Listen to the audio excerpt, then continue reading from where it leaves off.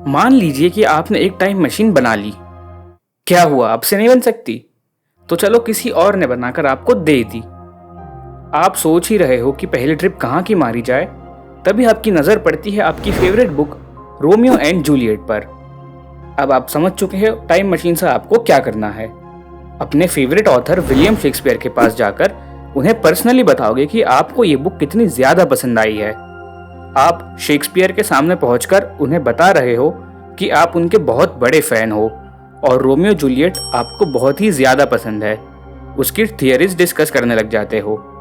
लेकिन तभी शेक्सपियर आपको बताते हैं कि उन्होंने तो ऐसी कोई बुक कभी लिखी ही नहीं है। अब आप सोच रहे हो ये क्या हो रहा है, क्या वो टाइम मशीन खराब थी? लेकिन थोड़ी देर बाद आपको पता चलता है कि आप टाइम में कुछ ज़्यादा ही पीछे आ गए हो। उस शेक्सपियर ने रोमियो जूलियट अभी तक लिखी ही नहीं है। तो आप अपने साथ लाई हुई बुक उन्हें दे देते हो जो उन्हें बहुत पसंद आती है और वो उसे पब्लिश कर देते हैं। लेकिन यहाँ पर हुआ क्या है, ये आपके पास एक बुक थी जो शेक्सपियर ने लिखी, लेकिन शेक्सपियर ने तो वो बुक आपसे ली। तो क्या आप उसके ओरिजिनल क्रिएटर हो? वेलकम टू लॉस्ट आर्क, और इस वीडियो में हम बात करेंगे टाइम ट्रैवल की। जो सिचुएशन हमने अभी देखी, ये है एक बूटस्ट्रैप पैराडॉक्स। पैराडॉक्स का मतलब है कोई भी ऐसी सिचुएशन या कॉन्सेप्ट जो खुद को ही कॉन्ट्राडिक्ट कर दे। जैसे कि बूटस्ट्रैप पैराडॉक्स, जिसमें कोई भी ऑब्जेक्ट या इंफॉर्मेशन को टाइम में पीछे भेजें और वही उसका ओरिजिन भी बन जाए। तो फिर उस इंफॉर्मेशन का असली सोर्स क्या होगा? अगर शेक्सपियर को रोमियो जूलियट की स्टोरी आपसे मिली और आपको शेक्सपियर की ही बुक से, तो फिर इसका असली सोर्स ऑफ ओरिजिन क्या है? जब आप टाइम ट्रैवल की बात करते हो तब ऐसे कई सारे पैराडॉक्सेस दिमाग में आते हैं। इनमें सबसे फेमस है द ग्रैंडफादर पैराडॉक्स। अगर आप टाइम में पीछे जाकर अपने ही ग्रैंडफादर को अपनी ग्रैंडमदर से मिलने से रोक दो तो आपके पापा कैसे आएंगे? और अगर आपके पापा एग्जिस्ट नहीं करते तो आप भी नहीं करोगे। लेकिन अगर आप एग्जिस्ट ही नहीं करते तो आपके दादाजी को कौन रोकेगा? कोई भी नहीं। तो फिर आपके पापा और आप भी एग्जिस्ट करोगे। ये एक अजीब सा अनएक्सप्लेनेबल लूप बन जाता है और इसे ही कहते हैं पैराडॉक्स। हमारी दुनिया में 3 डायमेंशंस हैं, लेंथ, विड्थ और हाइट। मगर लोगों का मानना है एक 4th डायमेंशन भी है, टाइम। जनरली लोगों को लगता है कि टाइम ट्रेवल इसी 4th डायमेंशन में आगे या पीछे जाना है, जैसा कि हम बाकी की 3 डायमेंशन में कर सकते हैं। मूवीज और शोज में तो यही दिखाते हैं और उसी से लोगों के दिमाग में टाइम ट्रैवल का परसेप्शन भी यही बन चुका है। बस एक मशीन के अंदर बैठो, टाइम और डेट सेट करो और बूम, आप टाइम में आगे या पीछे पहुंच चुके हो। जैसे कि कोई जादू हो। हिस्टोरिकल फिगर से मिल पाओगे, फ्यूचर जान पाओगे। कहीं फ्यूचर में हम एआई के गुलाम तो नहीं बन गए? वैसे एआई टेक ओवर की शुरुआत तो हो चुकी है। मैंने उस पर भी एक वीडियो बना रखा है, इस वीडियो के बाद उसे देख लेना। मगर ये सब कुछ पॉसिबल ही नहीं है। वेल, थियोरेटिकली पास्ट में जाना लॉजिकली और फिजिकली इम्पॉसिबल है, मगर फ्यूचर में जाना पॉसिबल है। उसकी बात हम वीडियो में आगे करेंगे। पास्ट में ट्रैवल ना कर पाने के कई पॉसिबल रीजंस हैं। सबसे पहले आता है कॉज एंड इफेक्ट। कॉज एक ट्रिगर है जिसके आउटकम या रिजल्ट को इफेक्ट कहते हैं।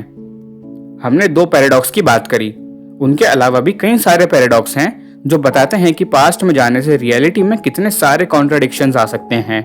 यूनिवर्स इन कॉन्ट्राडिक्शंस को अलाउ नहीं कर सकता, वरना पूरी की पूरी रियलिटी ही शैटर हो सकती है।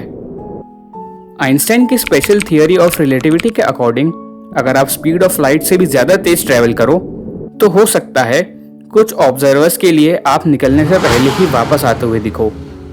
लेकिन इसी थियरी के अकॉर्डिंग जितनी स्पीड से ट्रैवल करोगे उतनी ज्यादा एनर्जी लगेगी। सिर्फ एक massless object he speed of light से ट्रैवल कर सकता है, लेकिन हर चीज का मास तो होता ही है। तो जब आप स्पीड ऑफ लाइट पर ही ट्रैवल नहीं कर सकते तो उससे ज्यादा तेज ट्रैवल कर पाना तो थियरी में भी इम्पॉसिबल है। स्टीफन हॉकिंग एक महान थियोरेटिकल फिजिसिस्ट और कॉस्मोलॉजिस्ट थे। उनका भी यही मानना था कि पास्ट में ट्रैवल करना शायद इम्पॉसिबल है, और इसे प्रूव करने के लिए उन्होंने एक फन एक्सपेरिमेंट भी करा था। उन्होंने 28 जून 2009 में एक पार्टी रखी, मगर वो पार्टी आम लोगों के लिए नहीं थी, बल्कि सिर्फ टाइम ट्रैवलर्स के लिए थी। उस पार्टी के इनविटेशंस भेजे गए पार्टी खत्म होने के बाद। इसके पीछे का आइडिया, अगर कोई टाइम ट्रेवलर है जिसे पार्टी खत्म होने के बाद वो इनविटेशन मिला, तब भी वो टाइम में पीछे जाकर उस पार्टी को अटेंड कर सकता था। लेकिन जैसी उन्हें उम्मीद थी वैसा ही हुआ, पार्टी में कोई भी नहीं आया।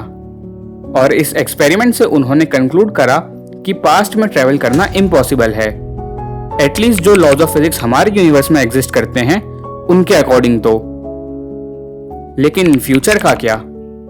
थियोरेटिकली फ्यूचर में ट्रेवल करना पॉसिबल है, लेकिन वैसे नहीं जैसे आप समझते हो। इसमें भी आइंस्टाइन की थियोरी ऑफ रिलेटिविटी ही काम आएगी। इसके अकॉर्डिंग टाइम रिलेटिव है।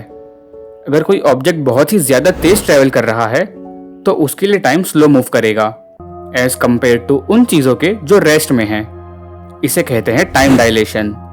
ये आपने इंटरस्टेलर में भी देखा ही होगा। इमेजिन करो आप एक स्पेसशिप में ट्रेवल कर रहे हो जो कि ऑलमोस्ट स्पीड ऑफ लाइट से ट्रेवल कर रही है, 99.99999% द स्पीड ऑफ लाइट। क्योंकि जैसा कि हमने थोड़ी देर पहले जाना, 100% स्पीड ऑफ लाइट से ट्रेवल करना इम्पॉसिबल है। अब आप उस स्पेसशिप में कुछ साल स्पेस में बिता देते हो। आपने कई स्टार्स और प्लैनेट्स को अच्छे से देख लिया, कई सारी नई बातें पता कर ली जो आप अर्थ के बाकी लोगों को बताने के लिए बहुत एक्साइटेड हो।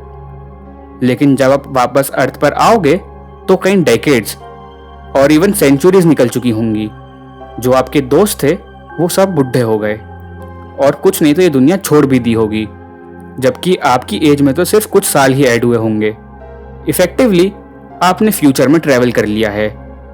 और ये सिर्फ थियरी ही नहीं है बल्कि एक्सपेरिमेंटली कंफर्म्ड है। नहीं, कोई भी स्पीड ऑफ लाइट से स्पेस में घूमकर तो नहीं आया, पर छोटे स्केल पर इसे वेरीफाई करा जा चुका है। साइंटिस्ट ने एटॉमिक क्लॉक का यूज करा था। उड़ते हुए एयरप्लेन में एक क्लॉक रखी और दूसरी को ग्राउंड पर ही रखा। जब दोनों को कंपेयर करा तो वैसा ही हुआ जैसा आइंस्टाइन ने प्रेडिक्ट करा था। जो क्लॉक हवा में थी वो थोड़ी सी पीछे थी ग्राउंड क्लॉक से। अब आप ये मत सोचने लगना कि आप प्लेन में बैठोगे और टाइम में आगे पहुंच जाओगे। ये नॉर्मल क्लॉक नहीं बल्कि एटॉमिक क्लॉक्स थी जो एटम्स की वाइब्रेशन से टाइम मेजर करती है, और ये नॉर्मल क्लॉक से ज्यादा एक्यूरेट होती हैं। मगर एक थियोरी और है जो शायद टाइम ट्रेवल की पॉसिबिलिटी को एक्सप्लेन कर पाए, पैरेलल टाइमलाइंस। वर्म होल्स के बारे में तो आप लोगों ने सुना ही होगा। स्पेस के दो पॉइंट्स को कनेक्ट कर देता है। यहाँ अभी सिर्फ थियोरी ही है, कोई असली वर्म होल नहीं डिस्कवर हुआ। मगर ऐसे ही अगर एक वर्म होल टाइम ट्रेवल भी करा सकता हो तो मान लो आपको एक ऐसा ही वर्म होल मिल गया और आप उससे टाइम में पीछे पहुंच गए। लेकिन पैरेलल टाइमलाइंस के अकॉर्डिंग वो आपका पास्ट नहीं बल्कि प्रेजेंट ही है। आप वहां जो भी करोगे वो आपके खुद के पास्ट को नहीं बदलेगा, बल्कि उस एक्शन के रिजल्ट से एक अलग टाइमलाइन बना देगा जिसका आपकी रियलिटी से कोई कनेक्शन नहीं होगा। इसे आपने मार्वल के शोज और मूवीज में देखा होगा। मतलब आप भले ही पास्ट में जाकर अपने दादाजी को दादी से मिलने से रोक दो, उससे एक अलग यूनिवर्स बनेगा जिसमें आप एग्जिस्ट नहीं करते, मगर आपकी खुद की रियलिटी और यूनिवर्स इंटैक्ट रहेंगे। तो यार, टाइम ट्रेवल पर तो मैं घंटों बैठकर बात कर सकता हूँ, लेकिन वीडियो को तो कहीं ना कहीं रोकना ही पड़ेगा। तो बस आज की वीडियो में इतना ही।